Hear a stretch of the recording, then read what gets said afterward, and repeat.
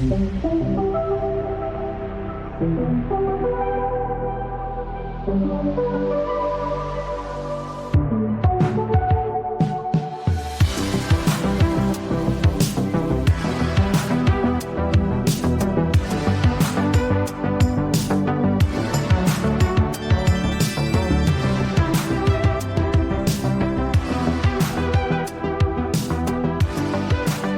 up, everybody? Welcome to episode 22 of The PlayStation Effect. I'm your host, Marco.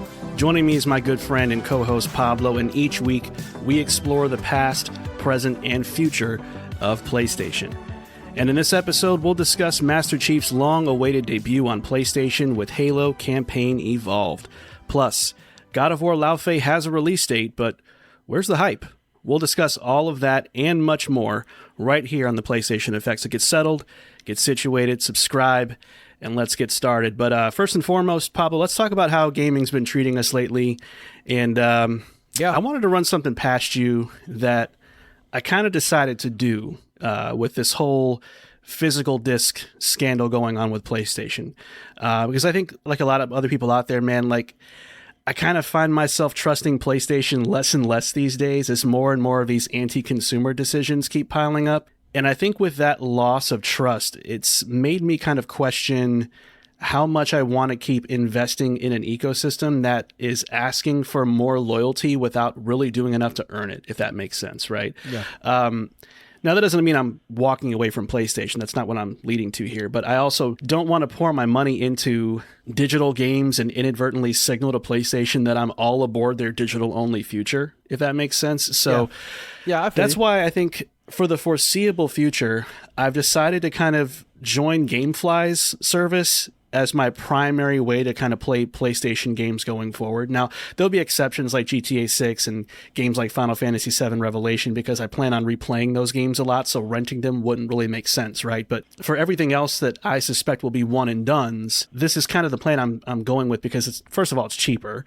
It gives me more flexibility to try games I'd normally be too hesitant to buy outright. And then, of course, it keeps me from feeling like I'm endorsing a direction from PlayStation that I don't actually agree with. Does that make sense to you at all? I think it makes a lot of sense. And also, quick note there, if you like the game, you can always keep the discs as well, you know? And then later on when the PS6 comes out, you can use them as coasters. Nah, dude, listen, I totally get it. There's a lot going on, and you feel a little bit kind of like you don't want to give PlayStation any kind of wrong signals that, oh, well, it is what it is, and I have to do what I have to do. So I do like what you're doing there, and I subscribed to GameFly for a while. I thought it was a pretty cool service. Only problem was the fact that sometimes you had to wait for those big releases, but, you know, I think it's a good plan, man. I like where your head's at, for sure. Yeah, and I think to your point, like, this plan does have a short shelf life because once discs go away in 2028, I won't be able to rent anything on PlayStation anymore, but I'm hoping there's still a chance that things can turn around for PlayStation before then.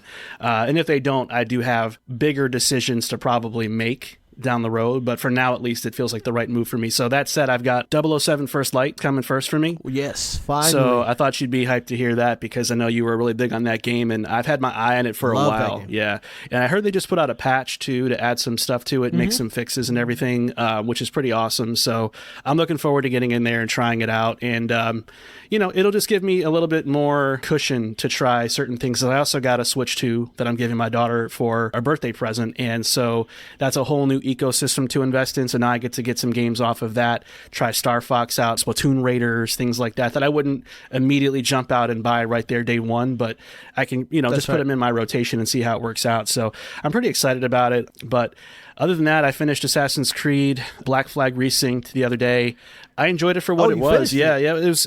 I powered through it after a while. I stopped doing all like the extracurricular stuff and just kind of mainlined it after a while because at the end of the day, it is still the Ubisoft formula, and it is. Yeah, you know, it does have a little bit of a law of diminishing returns the further you play it. You know what I mean? So absolutely. So now I've got 007 on the way, and then of course Halo, which I'll be playing along with everybody else. You know, starting today as of this recording. So yeah, a lot going on with me. But along with what's going on in the gaming front. We also see a lot going on in the world of TV and film adaptations for video games, and that leads us to a lot of the backlash surrounding the new Resident Evil movie that's coming out soon.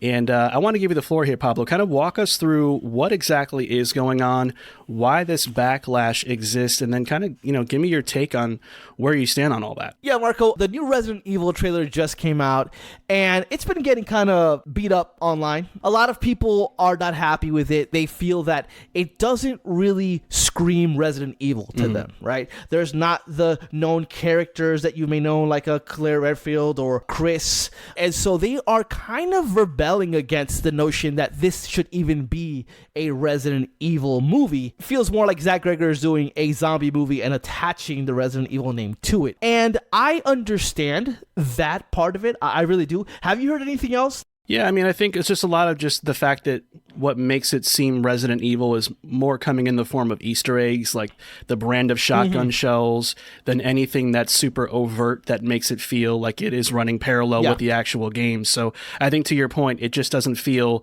obvious enough that it's a Resident Evil thing. When you watch the trailer at first glance, you wouldn't exactly know this has got to be Resident Evil. It's not like hitting you over the head with that obvious signal of what it is. And I think that might be rubbing a lot of people the wrong way. Yeah. Yeah, for me, I like the fact that this is an interpretation that is kind of far removed from the games themselves.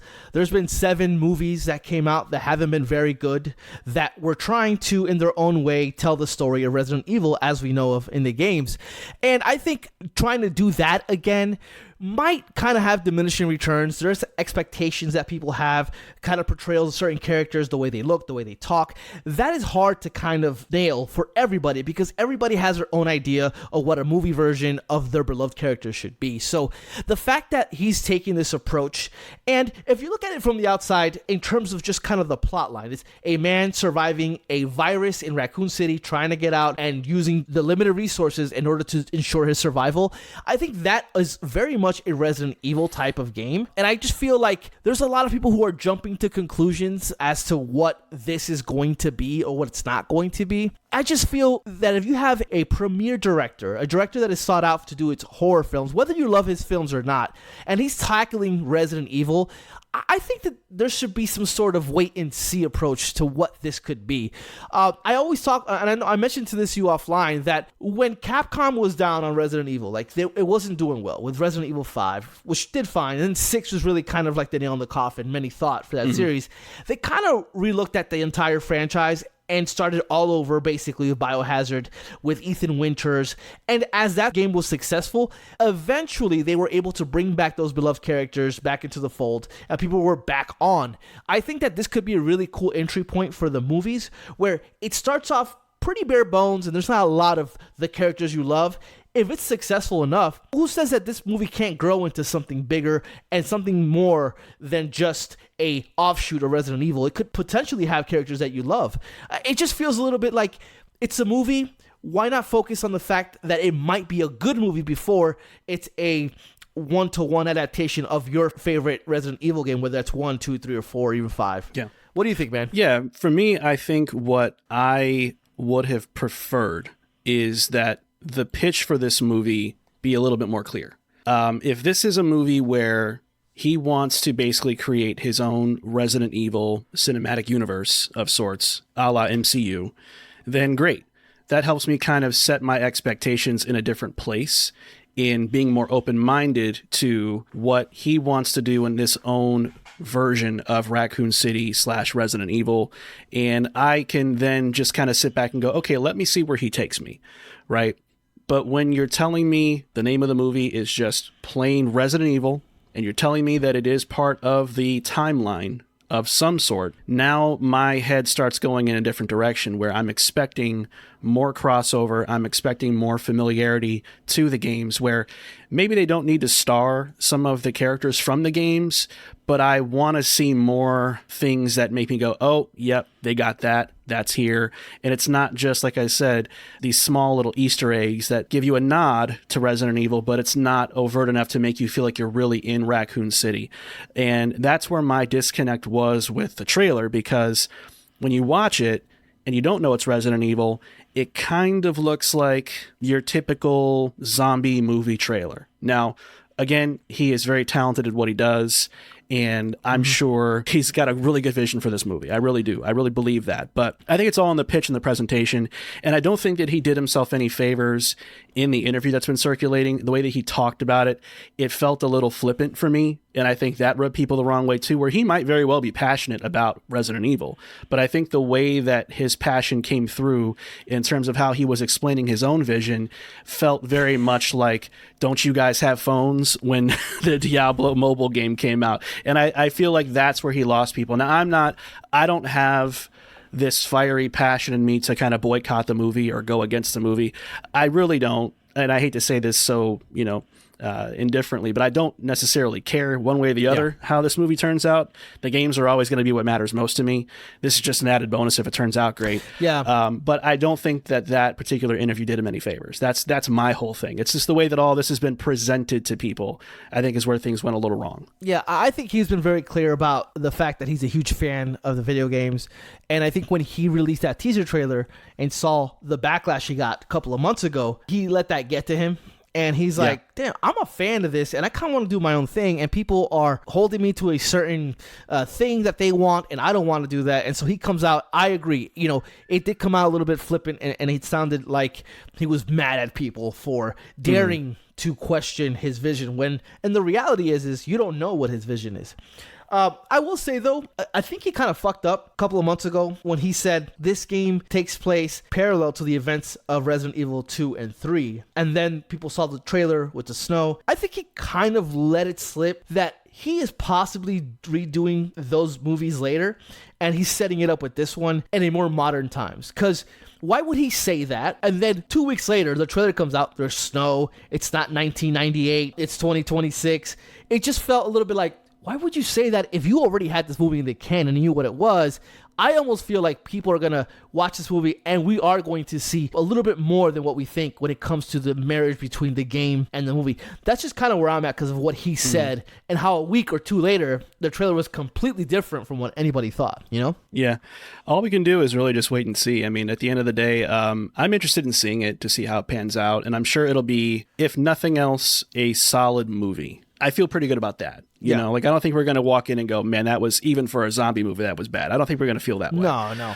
I just think it's going to be a case of, can you justify why this is Resident Evil and not something of your own complete creation? Because there are things that are on the line with that. And you are right that it's been a string of really bad movies. Some of them were so bad they were good, but a lot of them were just outright bad. Yeah. And, I do think that if we are going to keep revisiting this IP, let's do something that feels right and still feels Resident Evil. So I'm going to be very interested to see how it all pans out, but I'm not willing to say one way or the other whether it's going to be a bad movie because it's not following everything to the T. But it could be a bad movie because it's not following everything to a T, and it just goes off on its own and does things that are just completely so far removed that you're like, I don't know why I'm watching this. So there is a risk there, Yeah, I would say if this movie comes out and they're in Raccoon City, but then the zombies look completely different, everything about the world is just completely different, then at that point I would say, why? Because at that point really is, why would you do that if you are just here making your own zombie movie? But I don't think that's going to be the case. I'm pretty confident because he said he's such a fan and he talked about his love for the video games, that if I were a fan of video games and a filmmaker and I got the opportunity to make my favorite video game movie, I would want to put as much as I can while still, as a director and creative, see my vision through the project itself. So I'm interested to see what all this ends up to be. Yeah, same here. But we'll check it out. Probably report back on it once it's out and give you all a review. But in the meantime, let's get to our big topics this week, man. Let's start with the fact that Master Chief has finally made his way to PlayStation with the launch of Halo Campaign Evolved. Let's give our impressions of not only the remake so far as a game, but how we also think this release impacts PlayStation and Xbox going forward. But we're gaming first, so let's not talk impact just yet. Let's talk about the game itself. So, Pablo, you got a chance to play it because you got the early access for it. So tell me what you think of this project from a remake perspective and whether you think that this is living up to your expectations. My first impressions of the game, I have to admit, weren't very good. The cutscenes were completely out of whack. It was some huge lag going on. It looked like a kung fu movie out here. Motherfuckers' lips were moving and no words were coming out that mouth. It was, I was worried that this was just going to be par for the course when it came to the gameplay, but it's not that. I had to uninstall the game, reinstall it. It's doing much better on that front. But once the game sets you loose and you're finally playing it, I have to admit, I love it. It feels like I thought it would feel.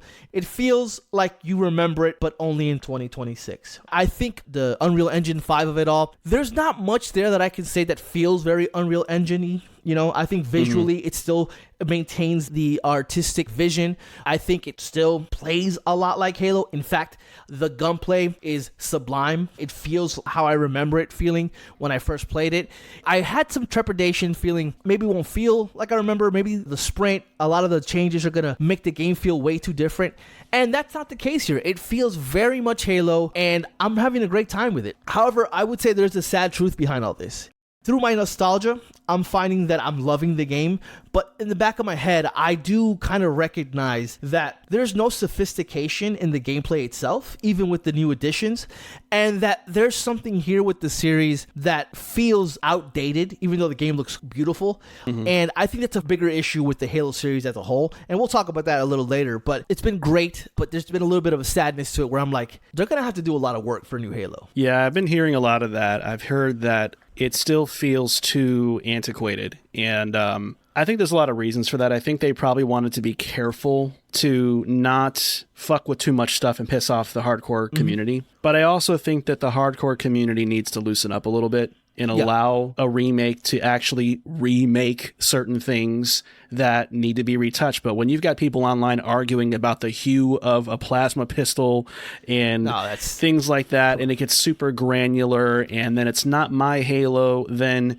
you end up with a situation where this studio is going to probably stop short of certain changes that they can make. Now, I've heard that they've done some pretty significant overhauls to like the library level, for instance, and things like that. So it's not like they have done nothing but just cosmetic changes. It's just that there's so much more that I think probably could have gone into this remake had the fans been a little bit more open-minded about letting them take a few more liberties than they've taken probably with this game. And that's what kind of bums me out, because I do think that there's some meat on the bone that probably got missed here as a result of not wanting to agitate the Halo fan base. But I just don't think you can be beholden to them to that extent, because first and foremost, the Master Chief Collection exists, man. Yeah. You know, like if these people want classic Halo in the way that it was originally delivered, that's already available to you, and that's been available. So why not let the remake take a few more liberties and be a little bit more adventurous with some of the changes it wants to make? That's kind of why it isn't as exciting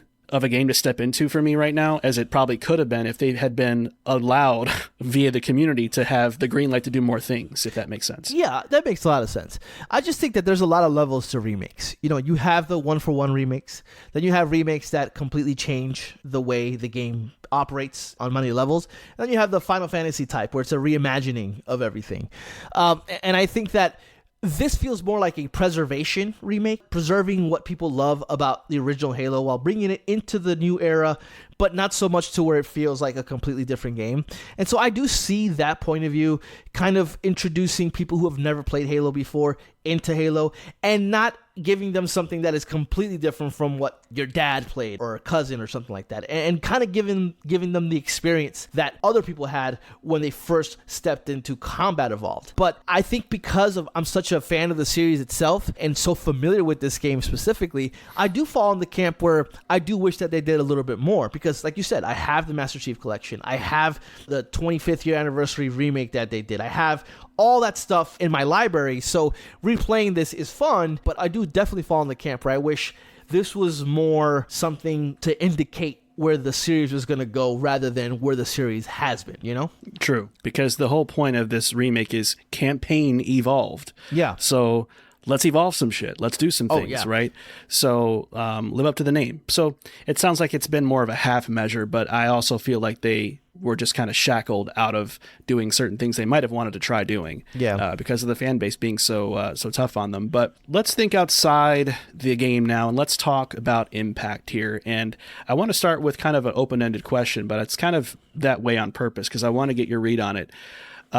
This is obviously Halo's debut on PlayStation, right? And that's a big deal to many people. So how do you think this release impacts PlayStation itself? I think that it's one of those things where people who've never played the game will finally get their hands on it, but I don't think the impact of Halo being on PlayStation is that massive once the game is out there for everybody. I do think that a lot of people who have never played Halo are finally going to play Halo and be like, this is your king? This is the thing that you guys have put on a pedestal for so long? And then those who have played it are like, yeah, this is what I remember it like me. So I think the impact for me would have been a lot more massive and would have really put it over the top in terms of impact for PlayStation is if the next Halo game was also on PlayStation. But as it stands, I think a lot of people want to make this seem like massive. I think it's good and interesting that it is on PlayStation and people who've never played it will be able to play it. It's on a new platform, but it's going to go a lot like Gears did when Gears 1 remake came out last year on PlayStation, where people were, yeah, awesome, cool, thanks, what's next? You know, I think that's what we're looking at here. That makes a lot of sense. I think we're on the same page on this one, honestly. Yeah, I mean, as strange as it is to see Halo on PlayStation, I don't see this making much of a dent with PlayStation in terms of impact either. I think it just makes for a really cool, surreal moment.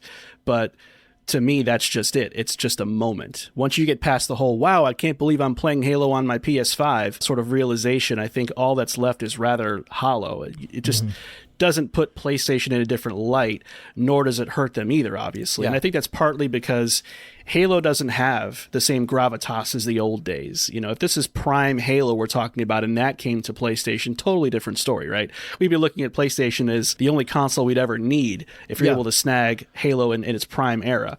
But this is present day Halo, what we're talking about here. You know, this is an era that is much, much different in terms of, like I said, gravitas and just the overall weight to it. In fact, the whole reason that Halo is even on PlayStation in the first place is because the series isn't what it used to be.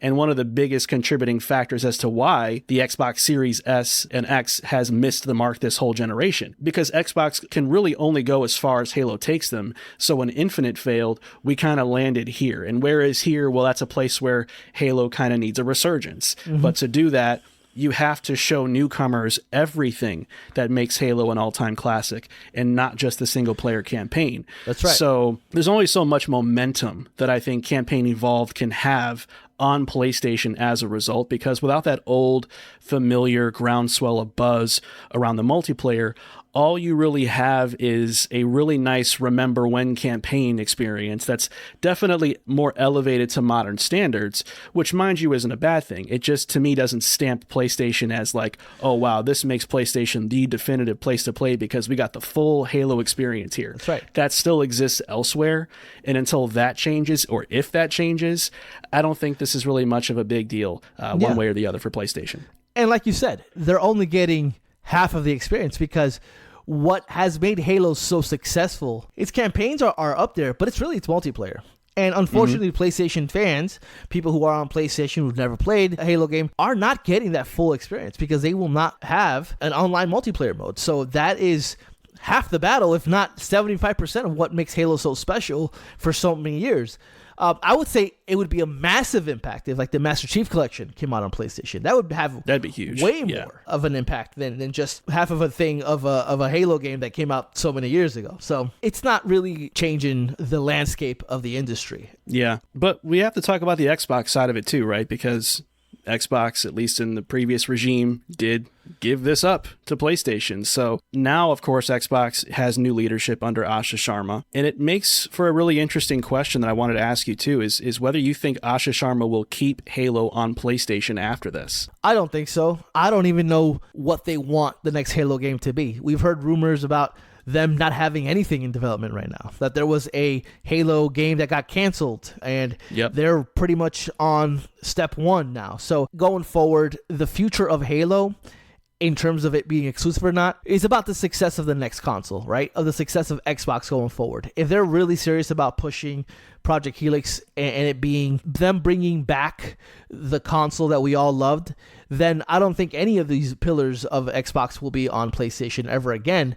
However, if that console turns out to be a failure in any way, shape, or form, I don't see those games dying out. I definitely see them finding homes on Nintendo, finding homes on PlayStation. But as it stands, I don't think that we're ever going to see Halo ever again on PlayStation, as long as Xbox exists to a certain extent. Yeah, I think we're on the same page here too, for the most part. I mean, while some may argue that it depends on how well it sells on PlayStation, my answer is no as well. I think this is the last time we'll see Halo on PlayStation, no matter what. And here's why. I think the new leadership at Xbox considers this whole situation one of the biggest blunders to come out of the Phil Spencer-Sarah Bond era. By far. Facts, yeah. I think they view bringing Halo to PlayStation as a step too far, and I think they know that the sales on PlayStation won't be worth all the brand damage that this has caused. So it's my belief that they'll follow the same path as they did with Gears of War, where Phil and Sarah brought Gears of War Reloaded to PlayStation, followed by Asha stepping in afterwards to make the series exclusive to Xbox again. In so many words, I think the same thing is going to happen here. Even if Halo isn't the marquee franchise it used to be, it's too important to the legacy of Xbox for Asha to come in and just let it stay on PlayStation going forward, because she knows this shouldn't have happened. This whole Halo on PlayStation thing never should have happened, and Asha will, in my mind, make sure this never happens again. And even as a PlayStation guy, I'm 100% behind that. I think this whole thing felt off to me personally from the jump. The notion of playing Halo on PlayStation never sounded right in my brain at all. It feels like kind of an insult to the Xbox community as well, who kind of deserved to have Halo to themselves, but they got screwed by a very bad regime and just kind of watched their flagship franchise get pimped out to PlayStation. And I'm supposed to support that with my dollars. Like, I just don't think I can do that, fam. Especially when PlayStation and Nintendo hold their first party games near and dear to their heart, and they're not going anywhere, you know? Yeah. But yeah, I do agree with that. I find it to be a weird choice to do it, and I don't think it's going to pan out. But they've been very clear about okay with losing money, even if this game sells crazy on PlayStation. They've already said they're willing to take the hit on Gears of War E-Day not making the money that it could because it would release on PlayStation. So they are willing to lose that audience simply because we've now found out that hardware sales are 80% of their business, and they were dipping into Minecraft funds to pay for the business. Like, this is fucked. They're fucked. Like, it's not even about pride in keeping these games in our ecosystem. It's really about survival at this point, where they need to buy the next console, so we need these games to be exclusive. Yeah. Now, thankfully, they had a really solid month according to the June Circana data. I think they were only about 30,000 units behind PS5 with sales. So that does sound good, but they still have to have a reason to go buy the console. Yeah. And that's a problem that you can definitely solve by keeping Halo away from PlayStation. But look, I mean, it does seem, though, that win, lose, or draw, more Halo remakes are probably coming, because we did find out that based on the way things end with this game, it does seem to be setting up that a Halo 2 remake is going to be happening. So if this is a thing, and Halo remakes become more of the norm, Pablo, I'm curious to know if you think that these remakes will help actually revitalize the Halo series. Revitalize is a strong word, Marco. I think if they are going to go along the same lines as campaign evolved with Halo 2 or 3, that there's going to be diminishing returns, especially if the multiplayer aspect of it is not part of this package. It just feels like if they want to do what they did with Halo 2 and just kind of make it look really nice on Unreal Engine, those games are goated. 2 and 3 are amongst the favorite of the series, but at this point, we need to see more. We need to see the future of Halo, and it needs to be reflected on these games. And I only say that because of what I said earlier, where they don't know where they're going next with the series. So we might not see a new Halo game for a long time. So we need to see where they're at in their headspace as to where they want Halo to be, and that should be reflected on their remakes. New features, new gameplay mechanics, these things that are going to eventually show up in a new game being basically tested out with the new remakes. And I think that would be the best way of moving towards a revitalization of the series via remakes that are speaking to the future of Halo. Yeah, I see what you're saying there, and that makes a lot of sense. I think you're right. There's a lot of baggage to the word revitalize. So I would agree. That's that's a pretty big reach. I think what is doable is to just re-energize the Halo community first and foremost. Let's get them excited again. And then let's see if we can cast a wide net and reintroduce Halo to a new audience, or just get people acquainted again, because the series has just been kind of gone, really. And Halo Infinite just didn't last. And I don't mean that in a punny kind of way. It is what it is. So you've got to do something to not only get Halo fans back on board, but you got to make Halo make sense in 2026 and beyond to everybody. And whether you can do that through remakes, to your point, is possible, but it just takes a little bit more legwork and a lot more quality, because you are lacking the multiplayer component, which is what resonates in the 2020s now, with live service being what it is. For sure. I think it just depends on whether remakes are the A1 plan for Halo Studios or not. I can see a future where they say, you know what? Let's not even bother with a new Halo project. Let's go the remake path, and let's just stay here for a while. And let's just keep churning these out. Let's get people caught up, I guess, with the lore. And then when we feel like we're at a good point where we can start to do our own story continuation that makes better sense than Infinite's, then we'll kind of build a new canon storyline from where we want to stop with the remake. So I almost see this less as a remake project, more of like a soft reboot of the series. And that could be helpful, especially for new audiences who don't want to, okay, what was happening in the old games? Wait, Cortana died, then she didn't, then she did, then she didn't. And what's going on here? They can kind of tidy all that up and make this lore make sense again and be fun to experience. So that's my hope. Mine too, because I feel like they feel like they're between a rock and a hard place, because Infinite campaign was a huge swing for them. Open world exploration, something completely different from what they did before. And the reception to that was positive, but it wasn't enough to give Halo a breath of fresh air. You know, it died pretty quickly after that. The support on the multiplayer stuff wasn't great. A lot of stuff there that went into the failure of that. So I think that they're looking at the entire slate and wiping it in terms of what they wanted to do with the future. And I think you're right. I mean, if you look at Capcom and you look at Resident Evil 2, 3, 4 remake, I think that is a path that they can go down, where maybe not so much a one-for-one like those games are, but do something where you're speaking to the future of Halo rather than looking to the past. Because at this point, the nostalgia is not going to be enough, because you're just going to keep players like me hooked, sure, but you need new players. You need to bring people back that have left your ecosystem based on all your failures since Xbox One because of Halo. And I don't know if they can do that, Marco. It looks to me like they are putting this a little bit on the back burner and maybe feeding us the remakes that we might not want, and focusing on Fable, focusing on Gears of War, because that's kind of what I feel is happening here. Yeah, there's more problems to solve with Halo than there are most other IP from Xbox, so that makes sense. That does track. But the upside is what keeps them going, because if they can crack the code and make Halo what it was, or even better than what it was, it's off to the races. And so I think that's what they're probably hoping can happen if they do the right things.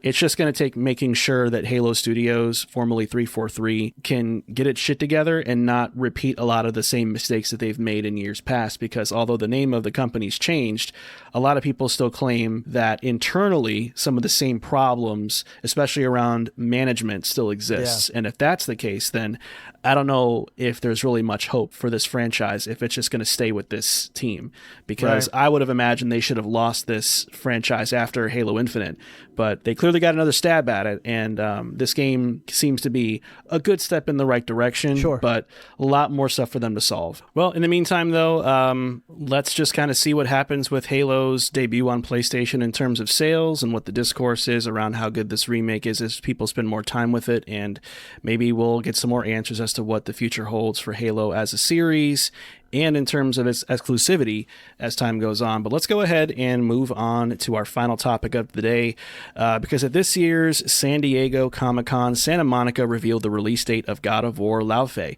which launches on February 16th of next year.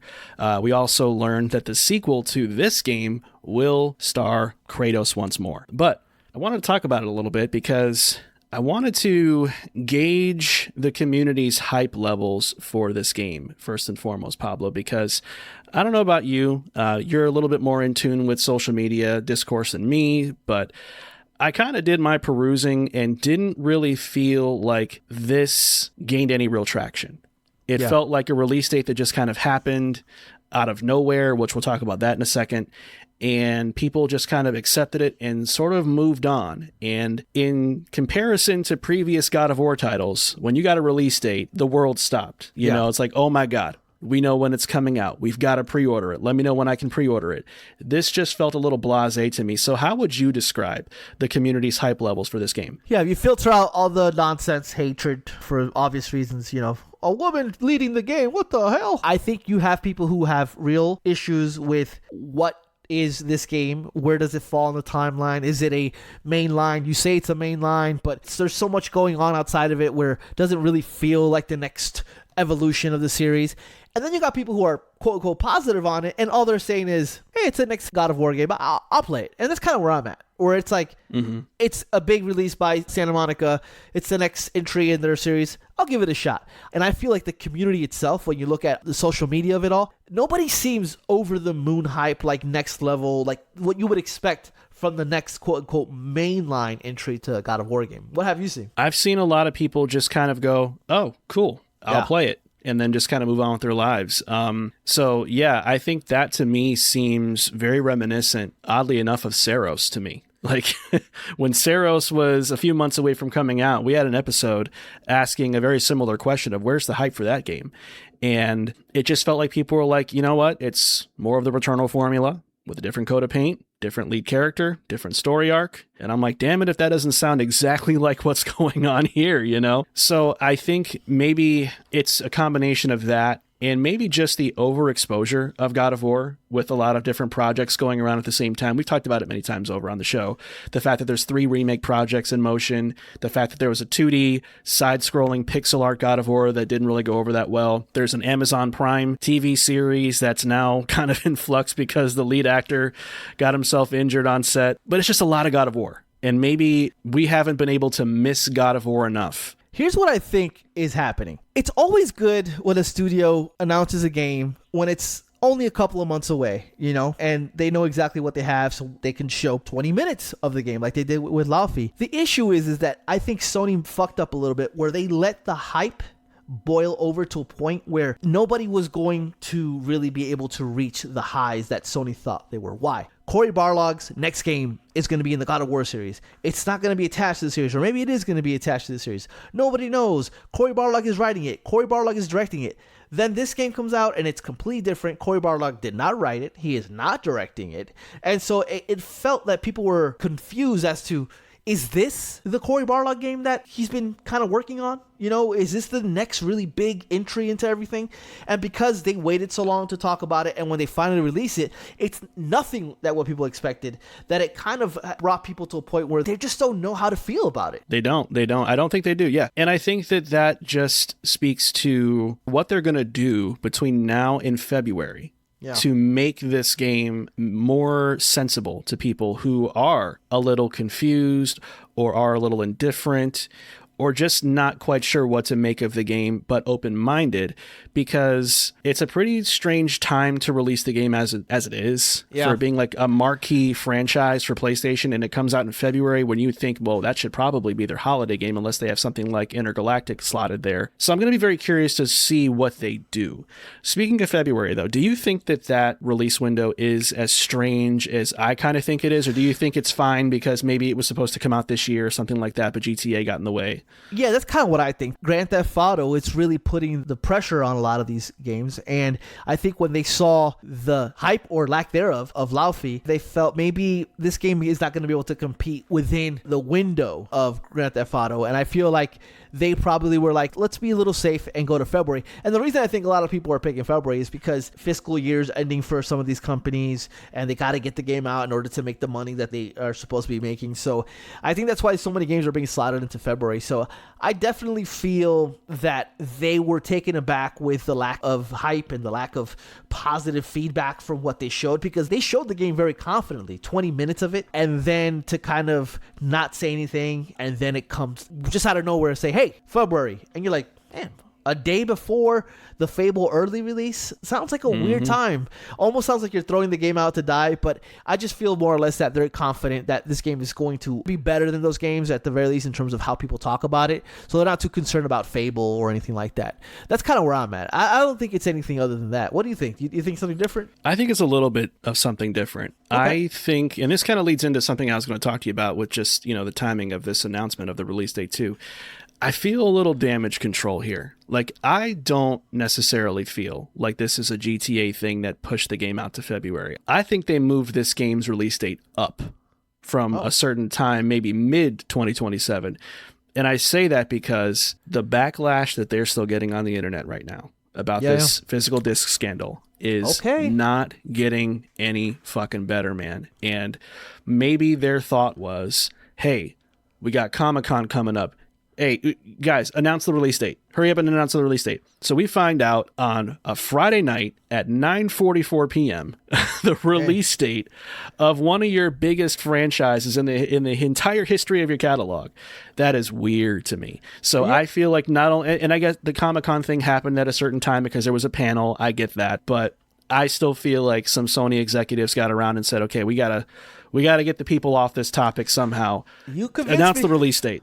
Yeah, and let's make sure it's coming soon. You guys are going to get excited, and hopefully by February, you guys are going to forget all about this physical disc shit we did to you, and you're going to have a great new God of War game to play, and you're not going to talk about this no more. It does kind of scream damage control to me, man. I can't help it. Honestly, you convinced me that you made some very salient points there. I think that's probably right. We're just a couple of weeks removed from a moment in time where they could have released the date literally right after they showed the 20 minutes of gameplay that seemed pretty much complete.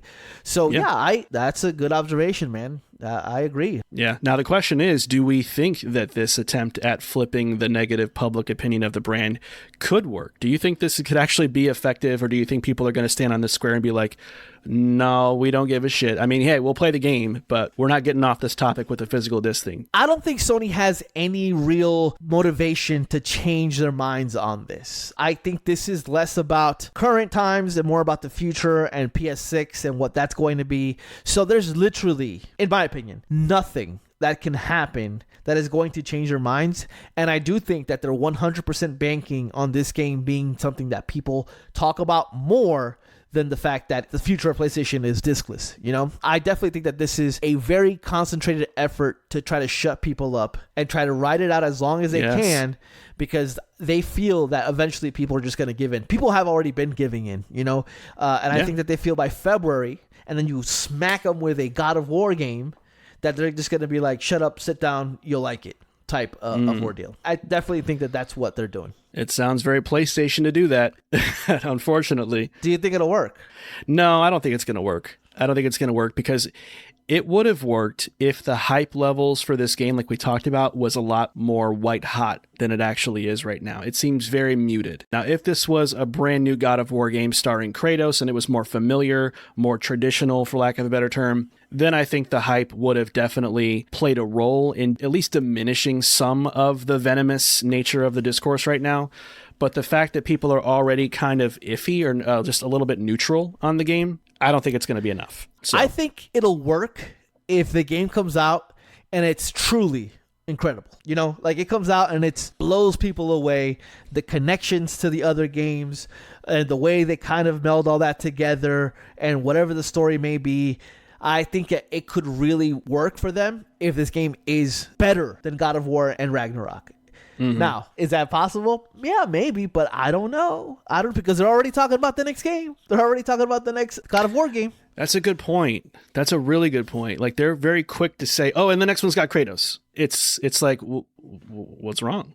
What's the matter, y'all? Like, why? Because you good? Did you feel like you had to say that now? Like, what are you afraid of? Like, what's going on here? So now I'm like, okay, what should my expectations be for Laufey at this point? Is this going to feel like a shorter experience? Is it going to be a little bit too familiar to the other God of War formula? Is it really a palette swap, or is it going to be trying to push boundaries in different ways? Is it just a more nimble Kratos who can jump? And all the environmental puzzles are just going to be based on jumping and platforming instead of throwing an axe. Like, what is the expectation I should have of this game? And that's what makes that 20-minute reveal so disappointing, in a sense of it wasted a lot of time showing you things that you didn't really need to see right there and then. Yeah. I want to know what sets this apart, and we didn't get that answer, so it's hard to really kind of figure out what to expect of this game. Now, the ace up PlayStation sleeve would be if Laufey comes out in February, and at the end of that game says Kratos will return in 2028. You know what I'm saying? Like, they're that deep into the next game that the next game is coming out in the next calendar year. So that's the only way that I see this completely killing the whole discless vibe stuff. If they're ready to kind of launch that next game pretty early on, which I doubt that's going to happen. Yeah, that's not, well, I don't know how they're going to juggle that with the remakes too. That's the other thing. Like, so Cory Barlog's position is very unique in that he's overseeing creatively all God of War projects. And that's why he didn't direct or write this one, because he's so busy with everything else under that umbrella. And so now people, I guess, are speculating that he is actually working on his own God of War game, and that the remakes are being done with all the other teams that Santa Monica has, because they have a pretty big team there. So I think that's a lot to juggle. I think that's kind of far-fetched. I think that when you look at the industry and everything that we know about the industry, that them working on 3 different projects at the same time with release dates that are pretty close together just doesn't make a lot of sense to me. Yeah, it's going to be a tough one for them to spin that many plates and come out on the other side successful. But I mean, Santa Monica's got the chops to make some good things happen, so who knows, maybe they can pull it off. I don't mean to sound so down on them. I just think that a lot of what's happening with the God of War IP is just confusing to me, and I wish that things were just a little bit more simplistic and clear, but I digress. Now let's end the show with one final question about all this, because we talked about the community's hype levels for this game, but I want to end this on a personal note by talking about our hype levels for this title. So on a scale of 1 to 5, Pablo, what would you say is, or maybe 0 to 5, what is your hype level for God of War Laufey? I'm at a 3. I think that we can sit here and doubt, Sony Santa Monica if we want. But whether or not I loved Ragnarok or even God of War, which I thought they were really good games, they are a very talented studio, and they make really, really good games. I would be lying to you if I sat here and say that I'm indifferent to what Laufey is. When that game comes out, I will be playing it, and I'm extremely curious as to what this game is and how it actually connects to everything else like they're claiming it to be. So I'm at a 3, man. I'm cautiously optimistic, morbidly curious about the success of it, but I'm locked in terms of when it comes out, it's a day 1 for me for sure. I think for me, I'm probably at like a 1.5 to 2, if I'm being generous. I think for me, I just haven't really liked enough of where modern God of War has gone to be super excited. Now, if you're asking me hype level for the remakes of the original trilogy, that's probably 4s and 5s, depending on which game in the series we're talking about. This is just a little bit more wait and see for me. So I'm not exactly sure if this is a day 1 pickup for me. I know that's probably blasphemous to say that on a PlayStation podcast, but I just want to give room for the possibility that this might not be for me. This might not be the kind of God of War that tickles my fancy. But if it does happen to be better than expected, or if it takes swings that were unexpected surprises in the best way possible, and I end up enjoying it more than I did God of War 2018 and Ragnarok, then hey, I'll definitely be excited to play it and enjoy it. But then it'll make me kind of sad, because this is probably the last time you'd be playing as Laufey since they already announced that they're going back to Kratos. So then, it's almost like I'm afraid to like it now, because if I get too attached, this is the last one that I'm really going to enjoy on that level. But yeah, probably 1.5 to, but that's, of course, with just seeing what we've seen so far. That could change one way or the other depending on what more they show in future state of plays. But for now, I think that's where I'm at. Yeah, so that makes a lot of sense. But that is going to do it for this week's episode of The PlayStation Effect, y'all. If you enjoyed this conversation, please be sure to subscribe before you head out. But until next time, we hope all of you stay safe, save often, and we'll see you next week. Take care.